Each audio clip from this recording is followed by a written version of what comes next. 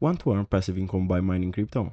In this tutorial, I will show you how to start mining with Kryptex. So the first thing you have to do is to go to kryptex.com and you're going to download the Kryptex app. After, you have to create an account. After you install the app, you're going to sign in with your account.